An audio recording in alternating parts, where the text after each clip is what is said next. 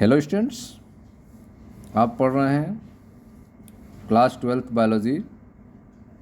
आज स्टार्ट होगा आपका यूनिट 9 बायोटेक्नोलॉजी।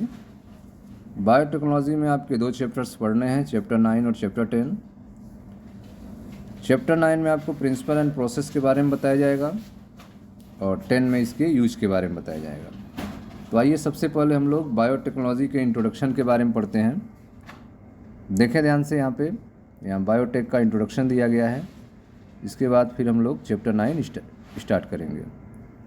तो समझे ध्यान से। Ever since the day of Rene Descartes, the French philosopher, mathematician and biologist of 17th century, all human knowledge, especially natural sciences, were directed to develop technology which add to the creature comfort of human lives as also value of human lives। okay. तो इसमें आप देख रहे हैं कि 17th century के रेनी डेस्कार्टिस हैं, जो कि फ्रेंच फिलोसफर, मैथमेटिशियन, बायोलॉजिस्ट हैं। तब से ही जो भी ह्यूमन की नेचुरल साइंस के विषय में नॉलेज थी, उसे टेक्नोलॉजी के तरफ डायरेक्टेड किया गया, उसे टेक्नोलॉजी से जोड़ा गया, ताकि ह्यूमन की लाइफ जो है वह कंफर्ट हो, सुविधाजनक हो और उनकी लाइफ की वैल्यू जो है बढ़ सके, लाइफ स्पेन बढ़ सके। ठीक है। तो ever since the day of Rene Descartes, the French philosopher, mathematician and biologist of 17th century, तो 17th सेंचुरी के टाइम के ये फ्रांस के फिलोसफर, मैथमेटिशियन और बायोलॉजिस्ट थे रेनी डेस्कार्टिस। उनके टाइम से ही all human knowledge, specially natural science, ठीक है, जो भी ह्यूमन के पास नॉलेज थी नेचुरल साइंस से रिलेटेड, वे are directed to develop technology, उसको जो है टेक्नोलॉजी के रूप में डेवलप किया गया, उसको टेक्नोलॉजी की तरफ मोड़ा गया, जिसकी वजह से which add to the creature comfort of human lifes as also value of human life, जिसकी वजह से ह्यूमन लाइफ को सुख सुविधाओं से, सुख साधनों से, ठीक है, और उनके नैतिक मूल्यों में वृद्धि हुई।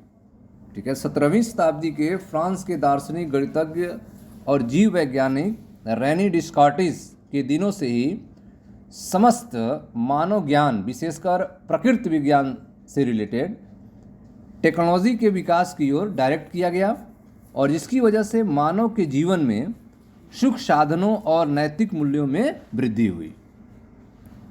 ठीक है।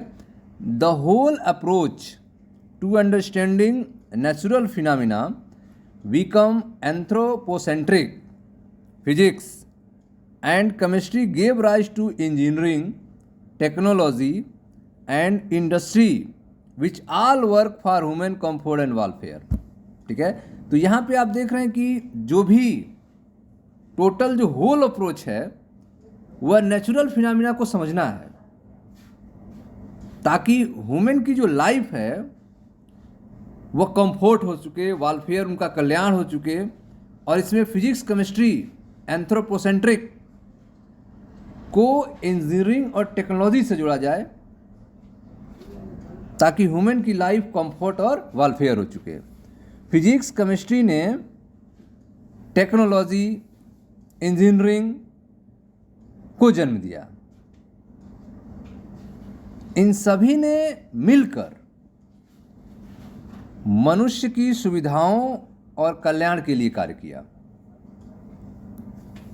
The whole approach to understanding natural phenomena become anthropocentric, physics and chemistry gave rise to engineering technology. ठीक है। तो यहाँ पे आप देख रहे हैं कि जो फिजिक्स, केमिस्ट्री है, इसने टेक्नोलॉजी, इंजीनियरिंग, ठीक है, को स्टार्ट किया, और इन सभी ने मिलकर मानव की सुविधाओं और कल्याण के लिए कार्य किया। ठीक है, industry which all work for human comfort and welfare. The major utility of the biological world is as source of food. ठीक है, तो जो मेजर यूटिलिटी है, जो सबसे अधिक टेक्नोलॉजी का यूज हुआ, बायोलॉजिकल वर्ड का यूज हुआ, वह सोर्स ऑफ फूड के लिए हुआ। ठीक है, जैव वैज्ञानिक संसार का जो मुख्य उपयोग है वह खाद्य के स्रोत के रूप में हो रहा है। बायोलॉजिकल वर्ड जो है उसकी मेजर जो यूटिलिटी है वह सोर्स ऑफ फूड के लिए है। The major utility of biological word is as a source of food. Biotechnology the 20th century offshoot for modern biology change our daily life। ठीक है, तो मॉडर्न बायोलॉजी का एक ब्रांच है बायोटेक्नोलॉजी 20th सेंचुरी का, जो डेली लाइफ को change कर रहा है। बायोटेक्नोलॉजी 20th सेंचुरी में मॉडर्न बायोलॉजी की एक ब्रांच है। Change our daily life, its product brought qualitative improvement of health and food production. ठीक है, ये जो बायोटेक्नोलॉजी है, जो कि एक मॉडर्न बायोलॉजी की एक ब्रांच है, इसने हमारी रोज़ाना की ज़िंदगी में परिवर्तन ला दिया है। बायोलॉजी के जो प्रोडक्ट्स हैं वे हेल्थ में क्वालिटेटिव इम्प्रूवमेंट कर रहे हैं, फूड प्रोडक्शन में सुधार पैदा किए हैं। The basic principle underline biotechnological process and some application are highlighted the discussed in this unit.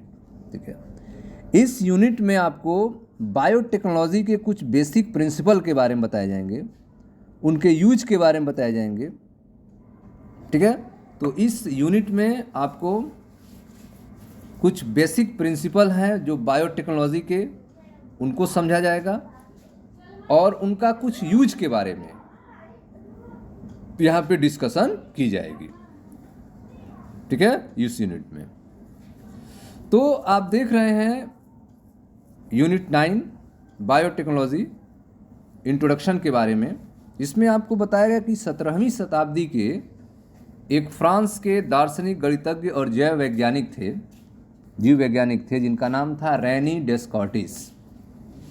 ठीक है, उनके टाइम से ही समस्त मानव ज्ञान, जो ऑल ह्यूमन नॉलेज थे, और नेचुरल साइंस के रिस्पेक्ट में जो भी ह्यूमन नॉलेज थे, उनको टेक्नोलॉजी के विकास की ओर मोड़ा गया, उनको टेक्नोलॉजी की तरफ मोड़ा गया, जिसकी वजह से ह्यूमन के लाइफ में, ठीक है, सुख साधनों और नैतिक मूल्यों की वृद्धि हुई। इस नेचुरल इवेंट को समझने में, ठीक है, इस जो नेचुरल इवेंट है इसको समझने में तमाम टेक्नोलॉजी बन चुके हैं। फिजिक्स, केमिस्ट्री ने टेक्नोलॉजी, इंजीनियरिंग को जन्म दिया और इन सभी ने मिलकर मानव की सुविधाओं और कल्याण के लिए कार्य किया। जैव वैज्ञानिक संसार का मुख्य उपयोग जो है वह फूड प्रोडक्शन के रूप में हो रहा है, खाद्य के स्रोत के रूप में हो रहा है। बायोटेक्नोलॉजी जो है वह 20th सेंचुरी में मॉडर्न बायोलॉजी की एक ब्रांच है, जिसने हमारी रोज़ाना की ज़िंदगी में परिवर्तन ला दिया है। बायोलॉजी के प्रोडक्ट ने हेल्थ में क्वालिटेटिव और फूड प्रोडक्शन में सुधार पैदा किया है। बायोटेक्नोलॉजी प्रोसेस के जो मेन प्रिंसिपल हैं और उनके कुछ यूज जो हैं, उनके बारे में इस यूनिट में हम लोग डिस्कशन करेंगे।